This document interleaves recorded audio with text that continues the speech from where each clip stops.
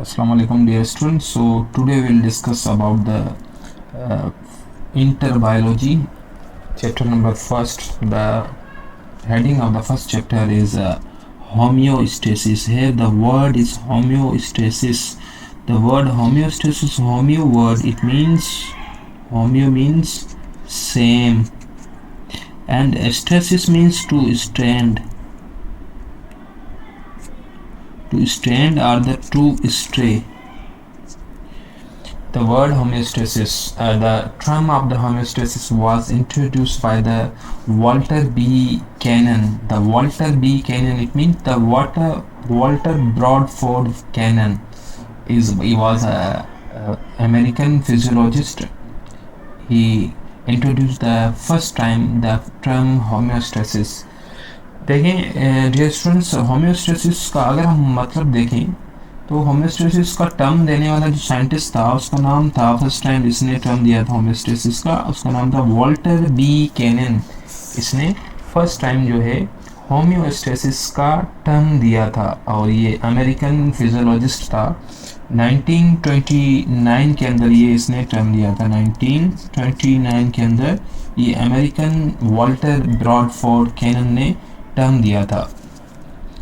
इसकी पैदाइश देखी कब हुई थी? 1871 के अंदर इसकी पैदाइश हुई है और इसकी डेथ जो है 1945, यानी कि 2 साल पहले पाकिस्तान बनने से। ही describe it as a self-regulating process by which a biological system maintain the stability. Self-regulating process maintain the stability while adjusting the changes the conditions. Homeostasis. So dear students, यहाँ पे जो homeostasis की अगर हम definition देखें, the definition of the homeostasis, the maintains the nearly constant internal environment.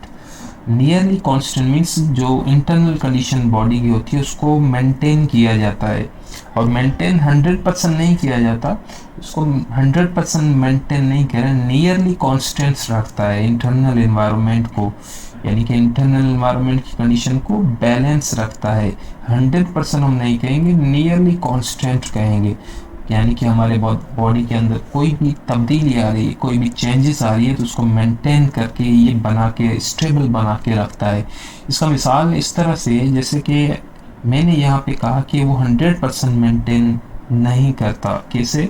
जैसे आप pencil को उठाएं और आप अपनी फिंगर पे रखें और उस पेंसिल को आप कुछ सेकंड या 1 सेकंड तक आप रख लोगे, उसके बाद जो है फाइनली वो पेंसिल जो है गिर जाएगी। यानी कि वो इंटरनल कंडीशन भी इस तरह से होती है, वो मेंटेन भी होती रहती है और फिर अनस्टेबल कंडीशन भी हो जाती है, तो अनस्टेबल कंडीशन भी होती रहती है। So here we will discuss about the homeostasis. The term homeostasis was given by the Walter B. Cannon, and is maintains the internal environment near constant. So अगर हम देखें तो फर्स्ट टाइम होम्योस्टेसिस का term जो जिस scientist ने दिया था उस साइंटिस्ट का नाम हमने देखा, और इसका मतलब यहाँ पे लिखा हुआ है सेल्फ रेगुलेटिंग प्रोसेस, यानी कि खुद से बैलेंस होने वाला एक प्रोसेस जिसमें ऑर्गेनिज्म अपने आप को मेंटेन रखता है, स्टेबल रखता है, यानी खुद से बैलेंस होने वाला एक प्रोसेस है जिसमें ऑर्गेनिज्म जो होता है, कोई भी जानदार जो है वो ऑर्गेनिज्म अपने आप को स्टेबल रखता है, मेंटेन रखता है। ठीक है, किस तरह से? यानी कि इसके सराउंडिंग में कितनी भी चेंजेस क्यों ना आ जाए, ये अपनी बॉडी को चेंज होने नहीं देगा। यानी कि इसके सराउंडिंग में कितनी भी चेंजेस आ जाए, ये अपने आप को चेंज होने नहीं देगा।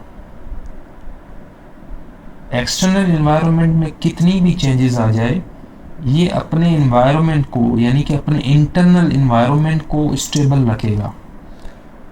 मतलब कि सेल्फ रेगुलेटिंग हमारी बॉडी को एडजस्ट करता है कितनी भी बाहर चेंजेस आ जाए, होम्योस्टेसिस बॉडी को स्टेबल बना के रखेगा। एक्सटर्नल एनवायरनमेंट में कितनी भी ठंड क्यों ना हो जाए, तो आपके इंटरनल एनवायरनमेंट को 37 सेल्सियस पे रखेगा। आपके सराउंडिंग में कितनी भी कंडीशन जो है, टेम्परेचर जो है वो लो हो जाए, बट अपनी बॉडी को ये 37 पे ही सेल्सियस पे ही रखेगा। यानी कि आपके सराउंडिंग में, इसके सराउंडिंग में कितनी भी चेंजेस आ जाए, इसके एक्सटर्नल एनवायरनमेंट में कितना भी टेम्परेचर जो है वो इंक्रीज हो जाए, तो इसकी इंटरनल कंडीशन के ऊपर कोई अफेक्ट नहीं आएगा, वो 37 ही बना के रखेगा। तो ये होम्योस्टेसिस का काम होता है, यानी कि इंटरनल एनवायरनमेंट को स्टेबल बना के रखता है। सो the homeostasis is essential for the continuity of the life, as it is responsible for the stability of the body functions according to the environment। यानी कि लाइफ की कंटिन्यूटी के लिए होम्योस्टेसिस नेसेसरी होता है। ज़िंदगी को जारी रखने के लिए होम्योस्टेसिस जो है वो बहुत ज़रूरी होता है।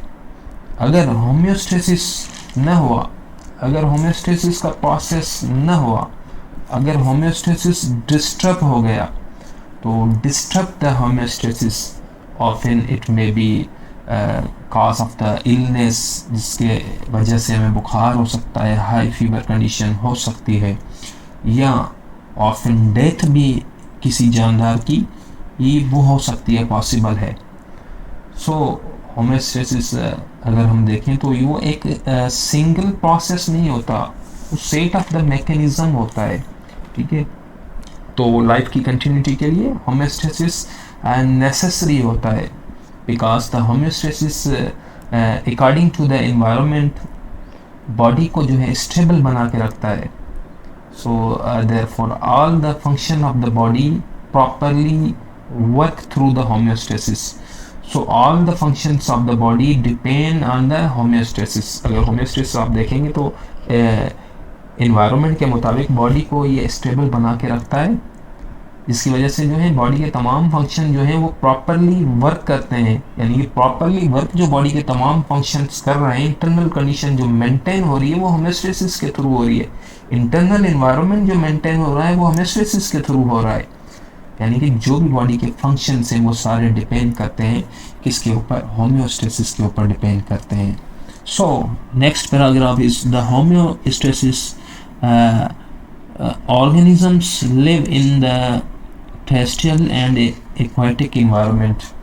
ऐसे जानदार जो लैंड पे रहते हैं, यानी कि टेरेस्ट्रियल एनवायरनमेंट पे रहते हैं, लैंड पे रहते हैं, ज़मीन पे रहते हैं, सर्वाइव करते हैं। जैसे हम इस इंसान को देखें, हमारा अपना मिसाल, वी आर टेरेस्ट्रियल, हम ज़मीन पे रहते हैं, सर्वाइव करते हैं। यानी कि और अगर हम एक्वाटिक एनवायरनमेंट देखें, एक्वाटिक एनवायरनमेंट ऐसा होता है जो पानी वाला होता है, जहाँ पे पानी के अंदर जानदार रहते हैं, जैसे कि फिशेस हैं। यानी कि टेरेस्ट्रियल एंड एक्वाटिक एनवायरनमेंट, ये दोनों हैबिटाट या कहें आप एनवायरनमेंट, ये दोनों कंडीशन डिफरेंट होती है। एक वो कंडीशन है जो पानी वाली कंडीशन है, एक वो कंडीशन है जो खुश्की वाली कंडीशन है। यानी कि ये जो डिफरेंट कंडीशन होती हैं तो इसके अंदर चेंजेस आती रहती हैं, पानी के अंदर भी चेंजेस आती रहती हैं। जैसे फिशेस जहाँ पे रहती हैं उसके अंदर नमक ज़्यादा होता है। मैरिन वाटर को अगर आप देखेंगे, मैरिन वाटर एक्वाटिक एनवायरनमेंट आप देखेंगे तो उसमें साल्ट का अमाउंट ज़्यादा होता है। तो यानी कि उसके अंदर चेंजेस आती रहती है। उसके अंदर पॉल्यूशन की वजह से वहाँ पे ऑयल को फेंका जाता है, उसके अंदर प्लस में केमिकल्स को छोड़ा जाता है, जिसकी वजह से उनको ऑर्गेनिज्म को फेस करना पड़ता है। पानी की कंडीशन चेंज हो जाती है, तो उसके अंदर जानदार जो रहते हैं उनको फेस करना पड़ता है। यानी कि पानी का इन्वायरमेंट, एक्वाटिक इन्वायरमेंट के अंदर ऑयल की वजह से, केमिकल की वजह से, पॉल्यूशन जो हुई है, ऑयल पॉल्यूशन हुई, केमिकल पॉल्यूशन हुई, जिसकी वजह से एक्वाटिक इन्वायरमेंट के अंदर चेंजेस हो गई, या पानी के अंदर सॉल्ट का अमाउंट बढ़ गया, तो वहाँ पे जो जानदार है उनका सर्वाइव करना बहुत मुश्किल हो जाएगा। तो उस टाइम वो जानदार किस तरह से, यानी कि अंदर अपने अंदर चेंजेस लाएंगे। सो द कंडीशन, यानी कि आपका एक्वेटिक और टेरेस्ट्रियल इन्वायरमेंट के अंदर चेंजेस होती रहती है। एक्वेटिक के अंदर आपने चेंजेस देखी किस तरह से हुई, इसी तरह से आप अगर हम टेरेस्ट्रियल इन्वायरमेंट देखें तो टेरेस्ट्रियल इन्वायरमेंट के अंदर भी चेंजेस आती रहती है। टेरेस्ट्रियल इन्वायरमेंट में आप देखेंगे खुशकी के कभी ज़्यादा गर्मी होती है, कभी ठंड ज़्यादा होती है, तो ये तब्दीली, ये चेंजेस होती रहती है। ऐसे ही कभी ह्यूमिडिटी ज़्यादा होती है, हवा के अंदर मॉइस्चर ज़्यादा होता है, नमी ज़्यादा होती है, और भी बहुत सारी कंडीशन जो है वो इस टेरेस्ट्रियल के ऊपर, लैंड के ऊपर होती रहती है। यानी कि मॉडरेट से एक्सट्रीम कंडीशन होती रहती है। जैसे कि ज़मीन का एनवायरनमेंट बदलता रहता है, मॉडरेट से एक्सट्रीम कंडीशन होती रहती है, नॉर्मल से डेंजरस कंडीशन होती रहती है।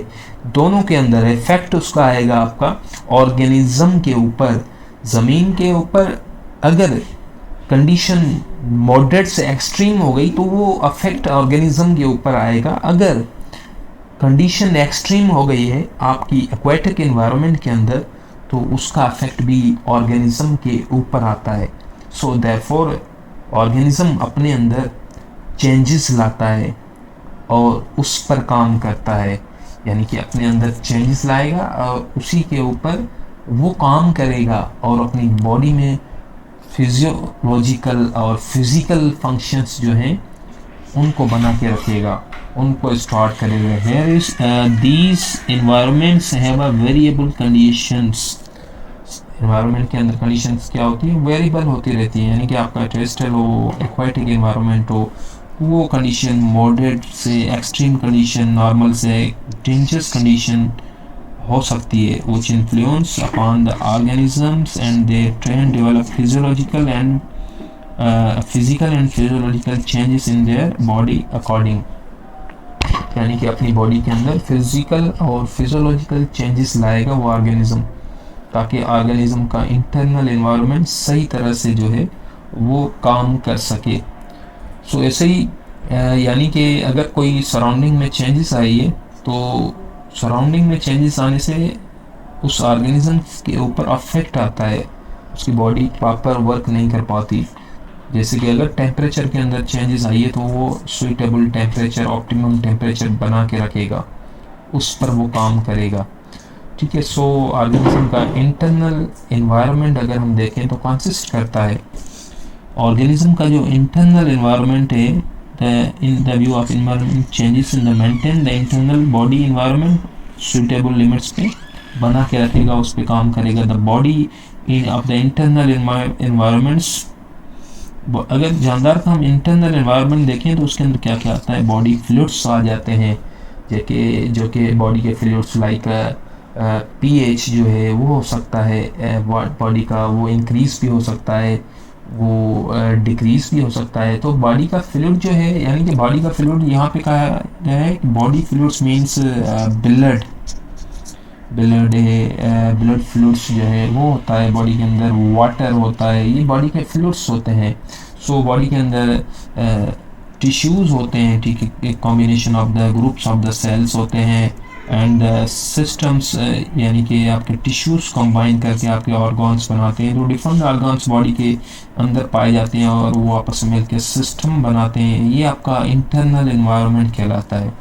बॉडी के इनसाइड जो ऑर्गन्स पाए जाते हैं मीन्स वो इंटरनल एनवायरनमेंट है। ये आपके पास एक जानदार है तो इसके अंदर वाला एनवायरनमेंट जहाँ पे ऑर्गन्स पाए जाते हैं, सेल्स, टिश्यूज़ पाए जाते हैं, फ्लूइड पाया जाता है, वाटर पाया जाता है inside the body is known as internal environment of the organism.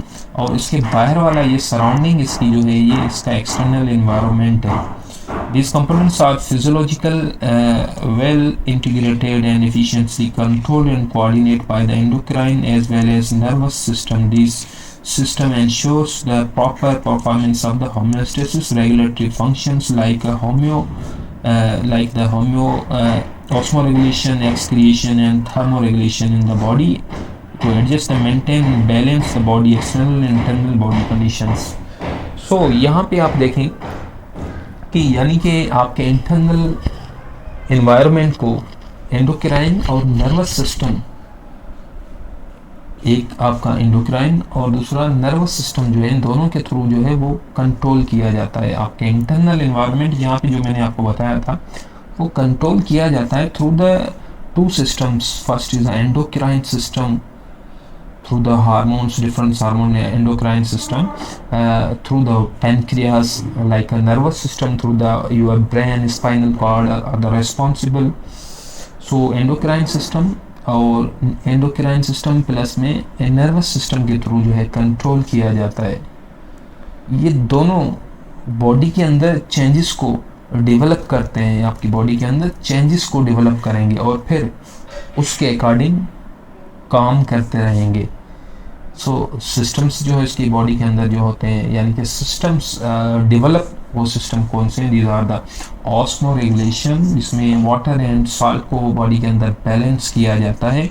Excretion, the extra material unwanted excess and harmful metabolic waste removing from the body is known as excretion. Body के अंदर जो भी extra चीज़ होती है, metabolic waste होता है, उसको body से बाहर रिमूव किया जाता है। थर्मो रेगुलेशन, यानी कि बॉडी के अंदर टेम्परेचर को बैलेंस किया जाता है, स्टेबल किया जाता है, ऑप्टिमम सेट पॉइंट पे रखा जाता है।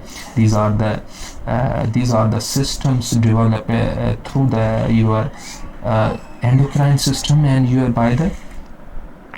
by the nervous system, as the thermoregulations also thermoregulation जो है वो आपका मेंटेन होता है ब्रेन से, यानी कि ब्रेन का एक पार्ट है, हाइपोथैलेमस के थ्रू होता है। ऐसे ही एक्सक्रिएशन आपका किडनी के थ्रू होता है, ऐसे ही ऑस्मो रेगुलेशन भी इसी किडनी के थ्रू जो है ये प्रोसेस होते रहते हैं। ठीक है, तो उम्मीद है कि तमाम बच्चों को होमियोस्टेसिस का इंट्रोडक्शन अच्छी तरह से समझ में आया होगा। If you have any question you can ask or text in the comments. Thank you.